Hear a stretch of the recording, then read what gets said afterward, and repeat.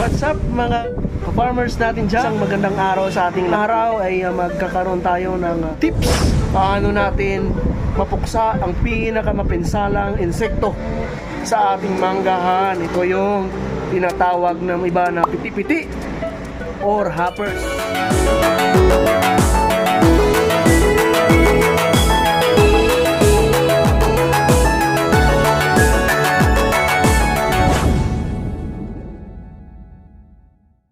Unang-una, kilalanin muna natin ano itong mango leaf hoppers o Idioscopus clypeales.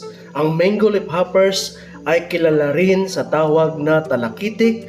Dito sa Mindanao, kilala sa tawag na piti-piti. Ang mango leaf hoppers ay isa sa mga pinakamapinsalang peste sa ating mangga. Maaring umabot ng 20 hanggang 100% ang bawas sa ani na dulot ng piti-piti or itong talakitik o tinatawag nating mango leaf hoppers kung hindi itong maagapan. Ang mga anak nito at ang mga mature ay mayroong shape na pahaba at saka parang triangle na may malalapad at mabibilog na ulo.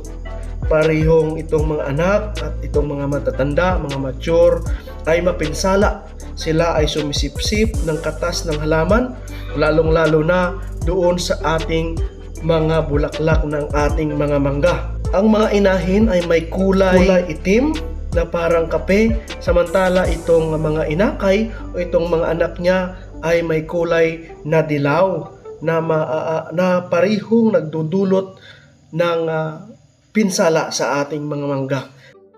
Alright, okay, so paano ba natin mai-control itong mga mango leaf hoppers sa ating mga manggahan? Dalawang bagay po ang kailangan natin gawin. Una, yung cultural practices natin. Tayo po ay hindi nag-pruning before flower induction. Kailangan natin mag-pruning bago pa man mag-flower induction. So, doon kasi tumatago yung mga insekto. Pangalawa, incentivized monitoring ng ating manggahan, lalong-lalo na pagkatapos tayo mag-induce ng ating mangga. So, nasa 1 week hanggang 24 days. Closely monitor po. Dapat mga pagkakero dyan, mga pangalawa, gumamit tayo ng different mode. Kasi po, kapag pare-pareho lang na mode of action yung mga insecticide natin, magkakaroon ng resistant ang mga insekto. Kaya kahit anong gamit natin ng the same mode of action ng mga insecticides, hindi po kayanin ng ating insecticides because nagkaroon na po ng resistance ang mga ito. So, ano nga ba yung mga different mode of actions? Pwede kayong mag-PM para ituturo namin sa inyo ano ang dapat ninyong bibilhin, yung mga different mode of actions.